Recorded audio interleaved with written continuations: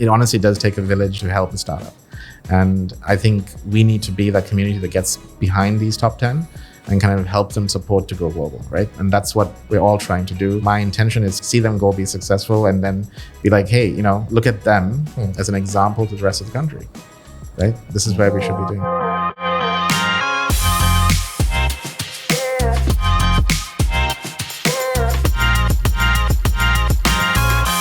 Jeevan Gnanam is the founder of Hatch, an organization that for several years has championed the cause of early-stage Sri Lankan startups.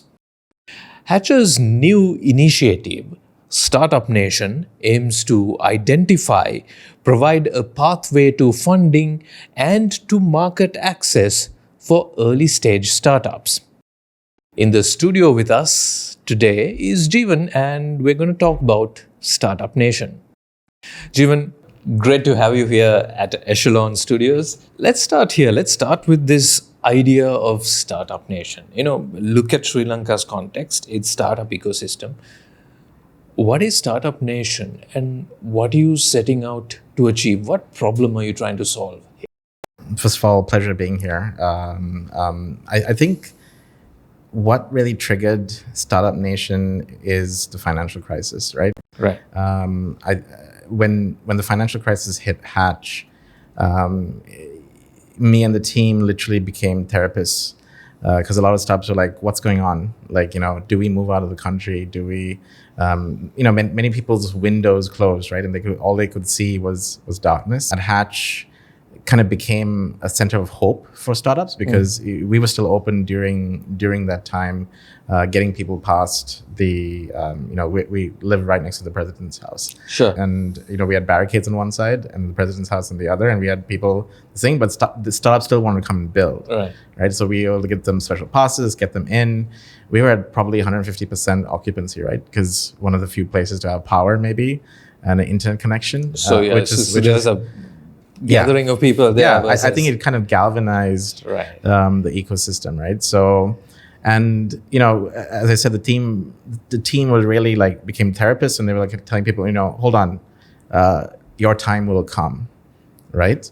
And I feel now, and as soon as kind of the financial crisis finished, we launched what's called Trouble Nation to Start Nation, and that really kind of started galvanizing the view of, hey, what does Sri Lanka have to lose, right? We've been through the worst. We are truly a startup. And what's the one thing that startups know how to do best? Is to get back up, right? And we as a country needed to get back up. So calling ourselves a Startup Nation, marketing ourselves that way, would really kind of, hit home in the South Asian context of things. We could be the only country kind of doing that, saying, hey, we are open for startups. Sure. We understand the pains that startup goes through. We have an ecosystem that can support and provide startups. So really, that's the thinking and kind of the vision that we had for Startup Nation. And I think it's becoming a national-wide thing where we're taking over quite a few things. Yeah. So you talked about that clarion call, Troubled Nation to Startup Nation. This was in 2023. 2023, yeah. Right. So, Jeevan, this kind of begs the question, why are you doing this? Right? I understand you have Hatch, which some of us some people out there may already know of, but it's a shared workspace in its most rudimentary form or basic form. Why are you doing what you're doing? Sometimes I question myself, but it's a good question, right? I think it's not just a shared workspace, right? Hatch is an ecosystem, right? And what we're known most for is the community that we have. Right. More than I think it's really almost like an ethos, like a movement, right? That Hatch has, and we through the workspace, which is the manifestation of it, where people see it as a workspace. But it's driving people towards collaboration, right? It's driving. We really truly believe that entrepreneurs are going to be the catalyst for economic development in the next few years, and we want to support that. We want to support the growth of our country, right? and we want to do it through entrepreneurship. And that's the way that I could give back to Sri Lanka, and that's really why we wanted to do it. Also, tell me, why do you think ecosystems are important for creating a thriving entrepreneurial scene, a thriving startup scene? Is that a prerequisite? Does that help along the way? And what kind of problems does having a bunch of people around you who kind of share the same kind of objectives for growth in business help? How does that help? Yeah, I think ecosystems are very important, right? I've been at this for the last maybe 15, 20 years, right? That doesn't show my age, hopefully. But and it started with Lankan Angel Network. Just I wanted to get together with like-minded people to start investing in startups, starting to learn how to invest in startups, right? And what we found through that journey as I was investing in startups is like, hey, some of these startups are great. They have, the great right spirit, but they seem not to be finding product market fit, right? They seem to be maybe building too much tech and not finding product market fit, not finding the customer market access, at some stages not finding funding, right? So ecosystems need to exist. So we had the maybe the early stage investor network with Lankan Angel Network. And when Hatch came in, we didn't have a place where all the startups were just sitting next to each other, having a conversation like me and you are, and we're learning from each other, right? And saying like, oh, you did this way, right? This is great. Like, let me learn that. So that's the collaborative and portion of what we do, right? Then comes, solving problems like funding, right? Showcasing the startups, bringing them together, highlighting their unique potential, right? There's no one working on that, right? Who's working on that? No one, right? And if we don't do it, no one's going to do that, right? So the two main problems that most startups face is market access and funding, right? So we try and provide both through our ecosystem, through our networks. We bring those networks to the startups and try and get them funded and try and get them growing. Right. So tell me how Startup Nation, this initiative that you're just launching, and I think it's going to culminate in October, in a couple of months, 3 months from now, right? How does that help with these two problems that startups face that you identify? Yeah. So great question. So I think we're bringing in investors. We're bringing about 50 odd investors to come in from the region. Singapore, US, Australia, etc., to come in and we're showcasing. And then on the other side is you need the startups. So we're going across the island, right? Trying to find 1,000 applicants, and then we'll shortlist those 1,000 applicants to 100, 50, 25, and then 10. So these are the startups that across the island with the most potential. And also we are bringing our own fund, Hatch Fund, which we're investing 100,000 in one of the top 5 winners.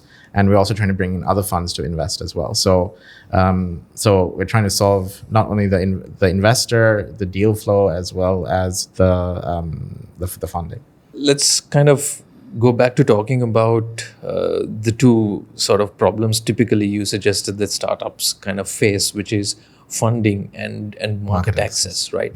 Funding, I think we can all understand.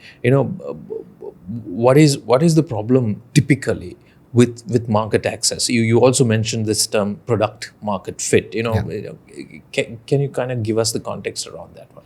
Yeah, so I think most startups, when they start, don't have perspective, right? They might be coming from university, or they haven't understood the problem well enough. Right. So usually they have to sit and understand what problem are they solving. They need to sit with a customer and understand, okay, I have usually the startup will have the technology focus, and the customer brings in the pain point, right? Or the problem that this thing. And you need to make sure that you're solving using technology that pain point. And obviously while they're doing that, I think they need a bit of runway, etc., to do that. It's becoming cheaper and cheaper every day. With things like ChatGPT, etc., to understand perspective and solve problems faster. But I think that's still, there's a process that needs to happen to allow our startups to not only solve local problems but also global problems, right? So I think when we say market access, we are now headquartered in Singapore. We are opening up in Sharjah in UAE. We're opening up in Bangladesh. So we can not only bring the Sri Lankan, I guess, problem statements, working with corporates, etc., into this thing. We can also bring global problems to the startups. In fact, the fintech accelerator that we're doing in conjunction with Startup Nation is a fintech program across Sri Lanka, Singapore, and the US. So a startup now has ready market access. They solve a problem here. They can go to Singapore immediately and then eventually launch in the US. So bringing that market access and scalability. So that's the kind of journey you envisage they will take. You find sort of zero in on the problem here. Yeah. You try to solve it. Obviously, the market situation, the competition, the regulatory environments in these other markets are very different. But if you solved it here, you can potentially take a crack at something more complex. Yeah, and I think that's really what we believe in is, hey, you can solve a local problem, but then you should pivot to take it global, right? Right. And just to give you an example from my own thing, Spectrify, which we're doing tea, we're solving problems in tea for quality. We now pivoted to solve that for wine in Australia, right? Right. So you can take a local problem, figure out the technology piece here, which is relatively low cost, etc., and then go global, right? Which is why I think we're a perfect fit for Startup Nation as well, because we have that we have great talent here, we have great minds here, right? And I think if we can solve that problem locally and we can give context to our local founders, we can then take it global. You're bringing, you said maybe potentially 50 potential investors in the startups that you want to kind of shortlist or identify, right?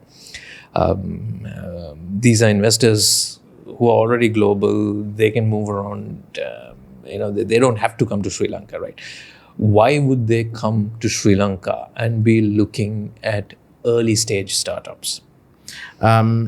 Great question. I think because we are showcasing them we're saying, look, this is a market ripe for opportunity, right?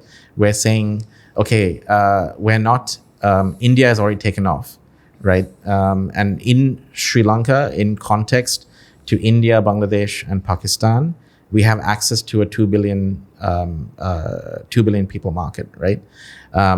Here you can get it early. You can you get the right tech, you get the right talent. If you invest now, this 2 billion opportunity opens up into the rest of the market, right? So what we're trying to say is we're trying to showcase a story of Sri Lanka as a startup location to the rest of South Asia. So as a gateway to South Asia. And I think this is particularly true in the last few days. I mean, when we, Pakistan doesn't work with India, India doesn't work with Pakistan, but they do work with Sri Lanka, right? So we can kind of be that neutral hub or destination for startups to kind of work with one another. So when we're making this pitch to potential investors who now have to not just be willing to invest, but they've got to invest significant time identifying a company and they've got to engage with that company if they do invest, right? This is not something that people will take lightly. Even if funds were not the issue, their bandwidth, do they want to be exposed to a small country which is potentially far away from where they live, where their other investments are, right? How do you pitch this? As Jeevan, how do you go out there and pitch this? I get the concept, right? Yeah. But you've got to have a more substantial conversation with them about upside, about multiples, etc. Right? What's the pitch to an investor? It's an interesting one. So the one thing is Sri Lanka is considered from a global universe perspective, Sri Lanka is considered a risk, right? But when you come and show them and they actually visit, some of that perception goes away, right? The other thing is we tell them when we invest, we're not investing into a Sri Lankan entity, we're investing into a Singapore entity that holds the Sri Lankan entity. Right? So we de-risk some of that components as well, or if it's Dubai entity that holds the Sri Lankan entity. So, and I think what we say is, look, because Singapore, Dubai, it's expensive, right? It's expensive to do innovation, etc. You should be building it here. right? Because you're increasing your runway and you're increasing the investment, the runway of the company and the return that potentially the investor will get.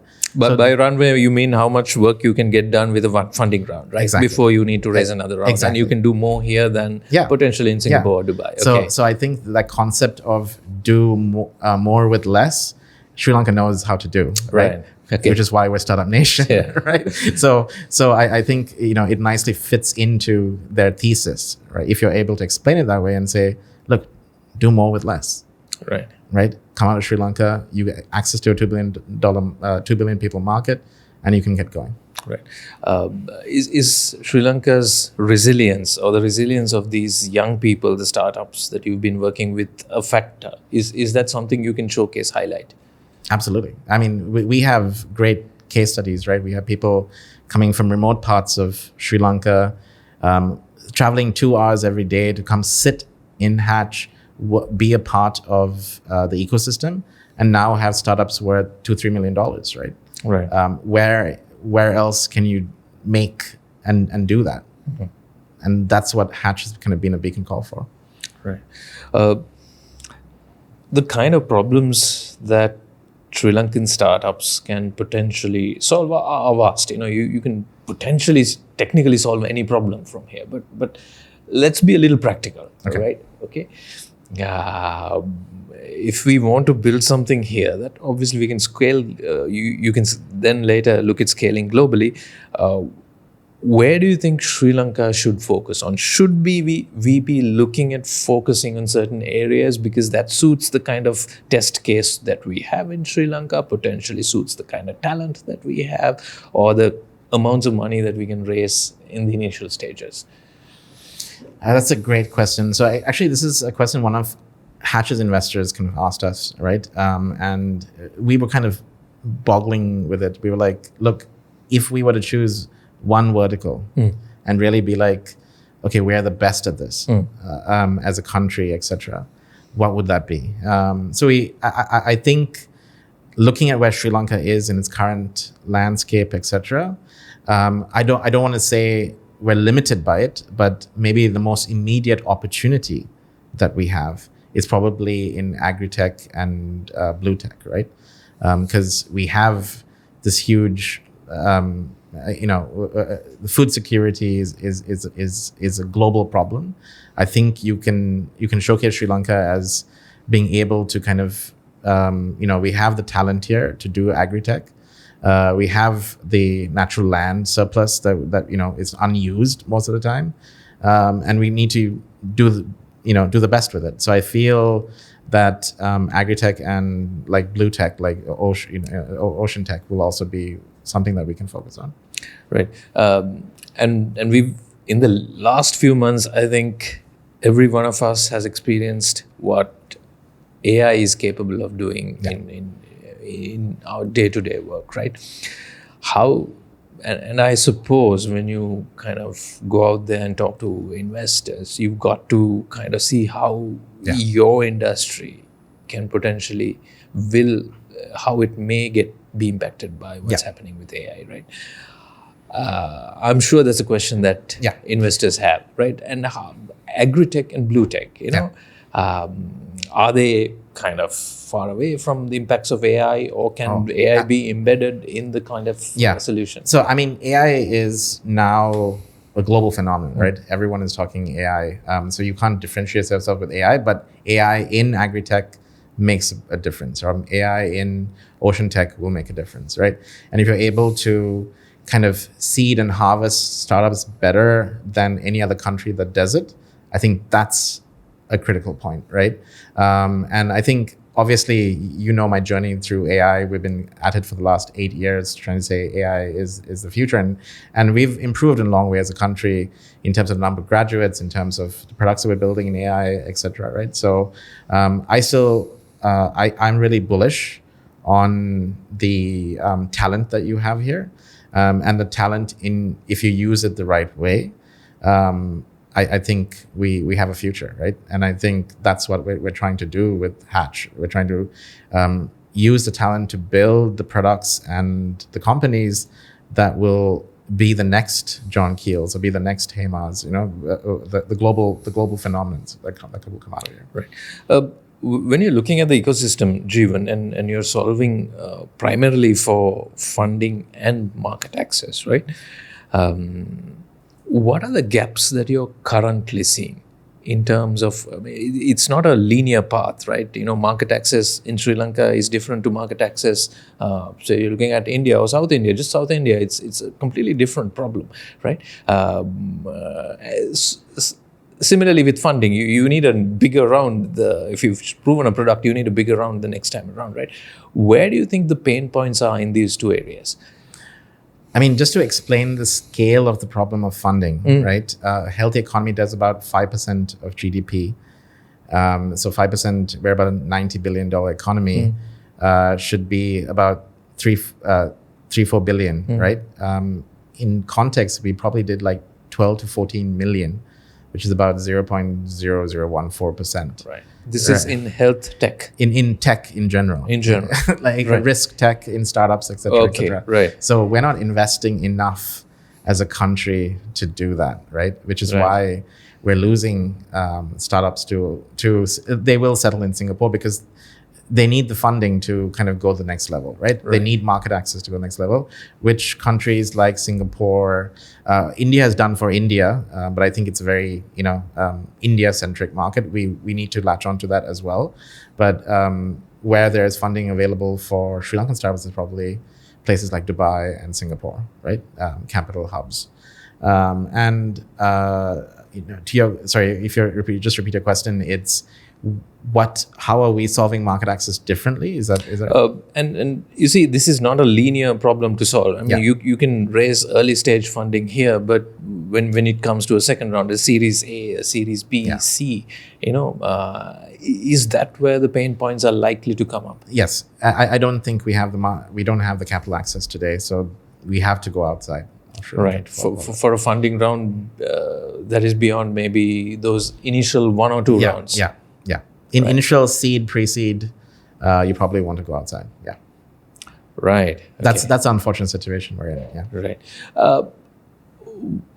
Why is it such an acute problem here? It sounds like it's an acute problem, right? I mean, the fact that you can only do seed or pre-seed here, and then you need to look outside, right? Is that something that's potentially solvable, or is the kind of way around that you've kind of discovered or pushing more practical?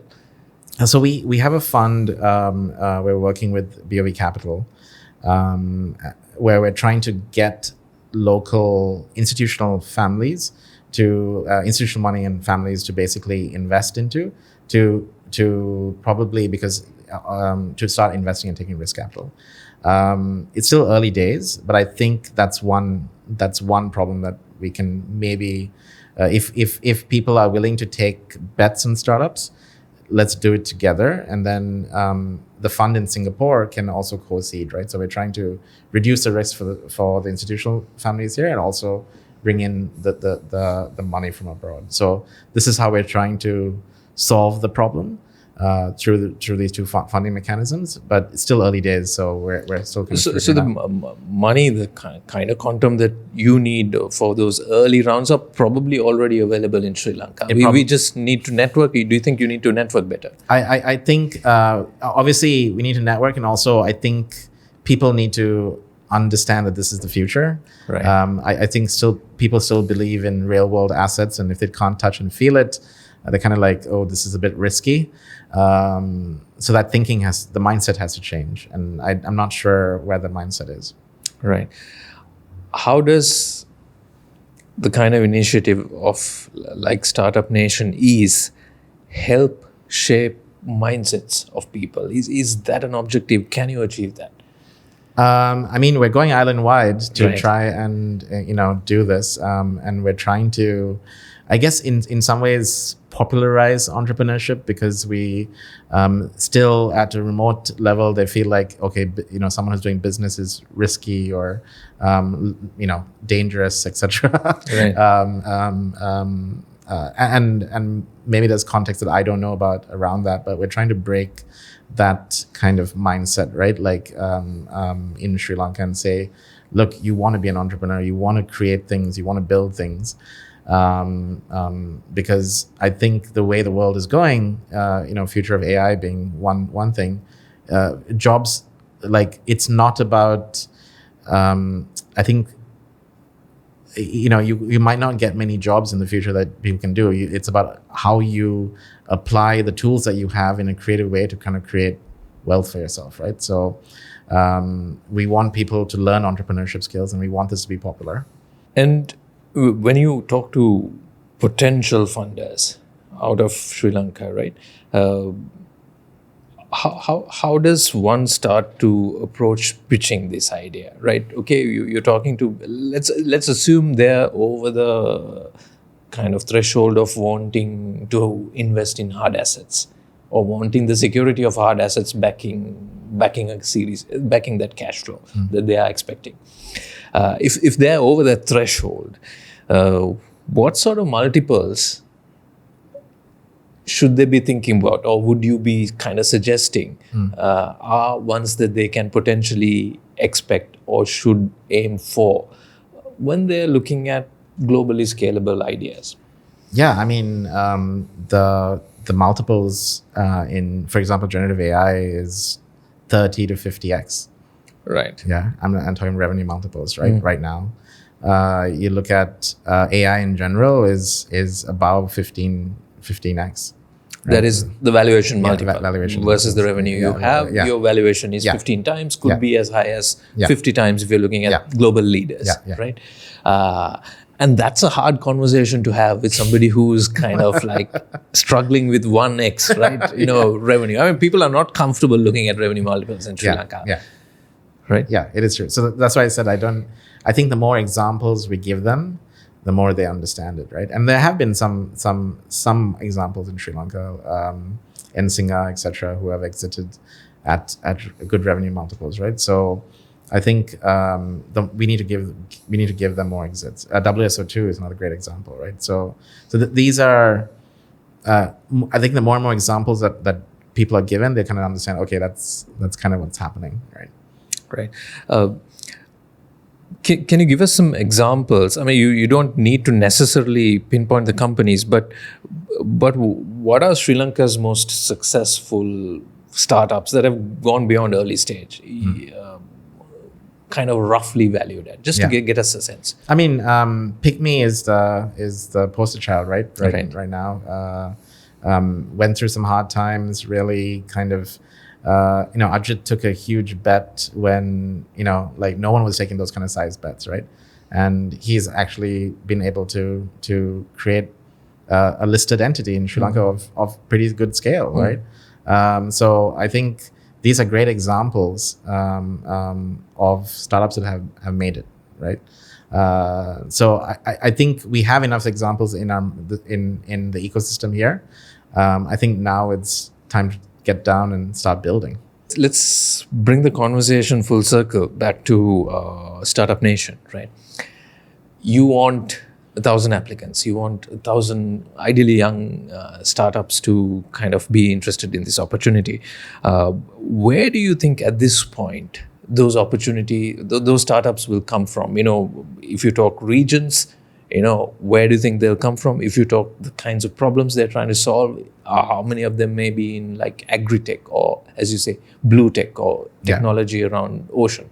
Can you give me a sense about what you think will happen? I think innovation always happens at the fringes, right?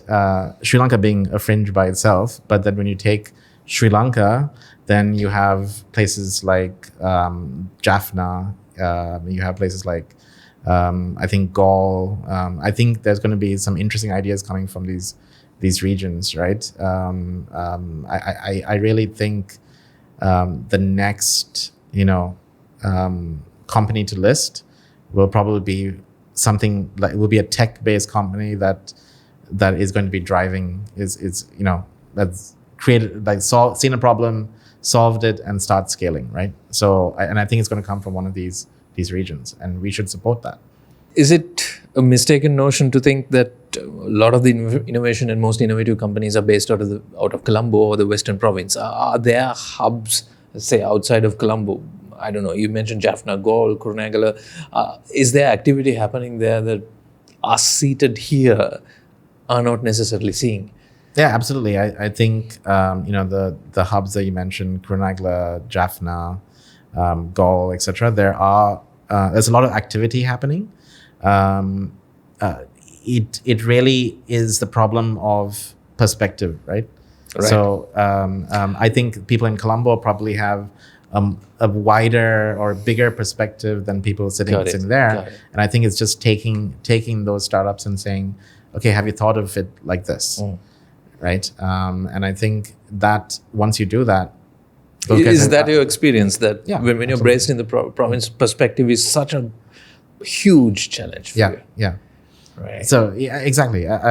We kind of what we see is like someone in the province trying to be, for example, the Airbnb of that province, and we say, look, like, no, that's the wrong problem you're solving, because that problem is already solved, right? Have you thought about the problem this way, right? Can you scale that?